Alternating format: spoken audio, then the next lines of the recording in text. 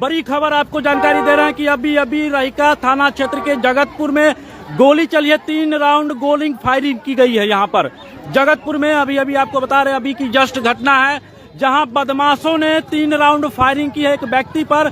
हालांकि वो व्यक्ति बाल बाल बच गए। रहिका थाना क्षेत्र के जगतपुर से ये वारदात है। 3 बदमाश बाइक सवार आए हैं और गोली चलाए हैं। कैसे आप कहाँ थे जब गोली चली है? तो मैं अपने दरवाजा के आगे में बैठे हुए थे, पेपर पढ़ रहे थे। अच्छा, बस उसी समय आके मेरे ऊपर गोली चलाया। अच्छा, लोग है कि हमें नहीं लगा है और 3 गोली मारा है जिसमें हमको नहीं लगा और 1 खोखा मिला है, 2 नहीं मिला है।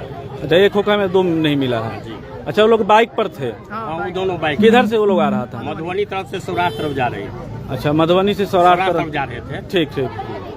हमरा ग्रामीण से दुश्मनी है। वो दुश्मनी चलते उसको कोई अथी चलाया है इसलिए से अपन अथी चेहरा उसको पहचान में दे दिया है तब गोली चलाया। अच्छा,